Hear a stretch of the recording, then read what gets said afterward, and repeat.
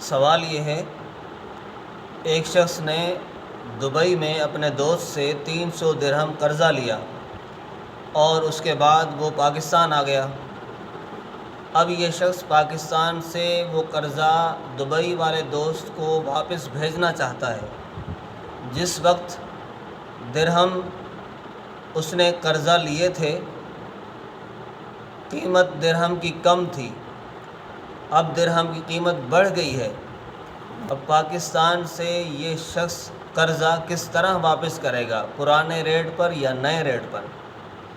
تو یہ سوال ہے۔ اس سوال کا جواب یہ ہے کہ 300 درہم ہی واپس کیے جائیں گے، لیکن چونکہ پاکستان سے وہ درہم کی صورت میں پیسے جا نہیں سکتے، لہٰذا پاکستان کی کرنسی کے اعتبار سے موجودہ درہم کی قیمت دیکھی جائے گی کتنی بنتی ہے۔ تو 300 درہم کی پاکستانی کرنسی کے اعتبار سے جتنی قیمت بنتی ہے اتنے ہی پیسے دیے جائیں گے تاکہ وہ آگے 300 درہم اپنے لے سکے بینک وغیرہ سے، یعنی موجودہ قیمت کا اعتبار ہوگا، پرانی درہم والی قیمت کا اعتبار نہیں ہوگا۔ السلام علیکم ورحمۃ اللہ وبرکاتہ۔